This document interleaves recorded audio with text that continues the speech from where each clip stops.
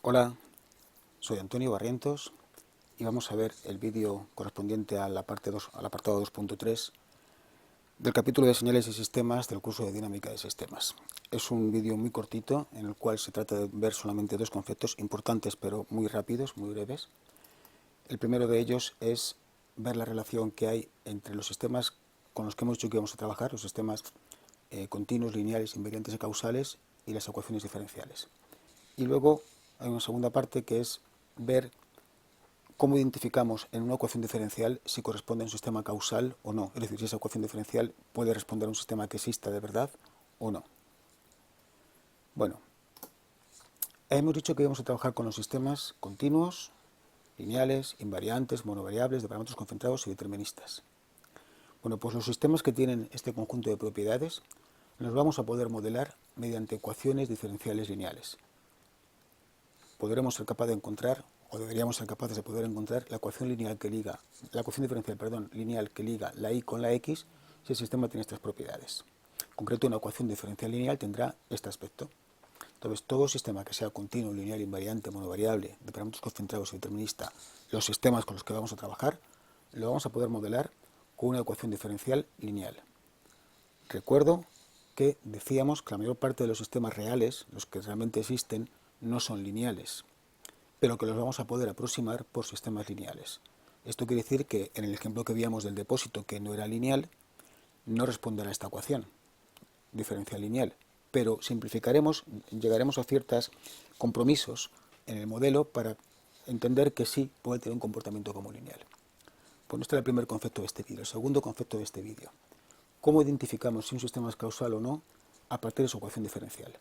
Imaginemos que me dan un sistema que es las condiciones que hemos dicho, lineal, continuo, etcétera, etcétera, y que por tanto responde a una ecuación diferencial lineal.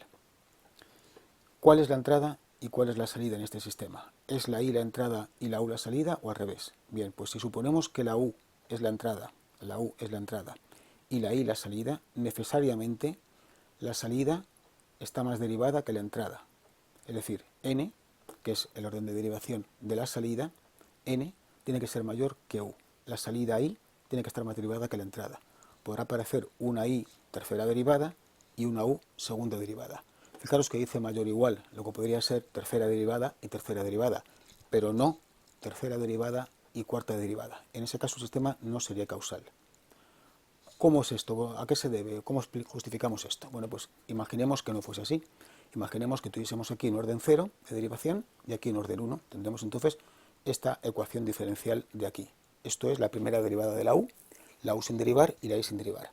Si fuese así, y despejamos el valor de la i, que recuerdo que es la salida, tendríamos que la salida del instante t depende de la entrada en el instante t y de la derivada de la entrada en el instante t. La entrada en el instante t la podemos conocer. En ese momento, en t igual a 2 segundos, podemos ver cuánto vale la entrada. Lo que no podemos saber es cuánto vale la derivada de la entrada en ese instante, porque es hacia dónde tiende y no es hacia dónde va a tender. Yo puedo ver la velocidad del coche en un momento determinado, pero nadie me dice si en ese momento alguien va a apretar más el acelerador o va a apretar el freno. No sé qué es lo siguiente que va a hacer. ¿De acuerdo? Si lo pintamos, también por darle una cierta visión gráfica, imaginemos que tenemos aquí mi variable y en este instante aquí estaríamos en t. Sé cuánto vale la variable en t, esta es la u de t, sé cuánto vale, esto es la u, y sé cuánto vale la u de t.